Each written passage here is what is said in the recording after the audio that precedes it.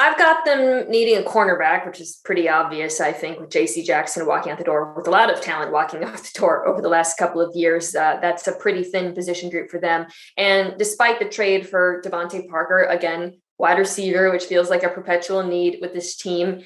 Edge to me is another possibility, or just any way they can get younger and faster on the defensive front. But where they're picking is fascinating at 21 because really, I think they can afford to take the best player available at any of those positions. You know, if someone like Chris Olave is there, I might be inclined to go wide receiver, even though I think cornerback is a greater need. So it gives them, I think, the opportunity to get a core contributor for a number of years.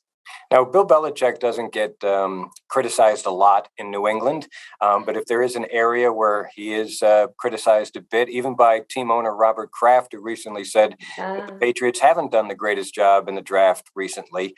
How desperately does Belichick need to rebound from some bad drafts in recent years? I think it's a fair criticism. I also think the Kraft subtle shade kind of flew under the radar a little bit, but I found that really fascinating.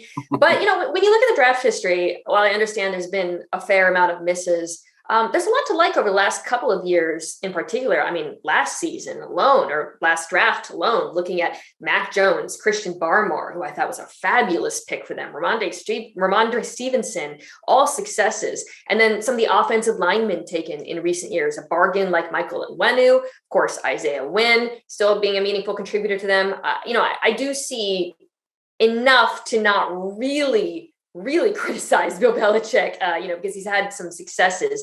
But I think, as we discussed, there are some really significant holes on this roster. There's a major need to get younger on defense. And I think this draft will be key towards fixing some of those issues on that side of the ball.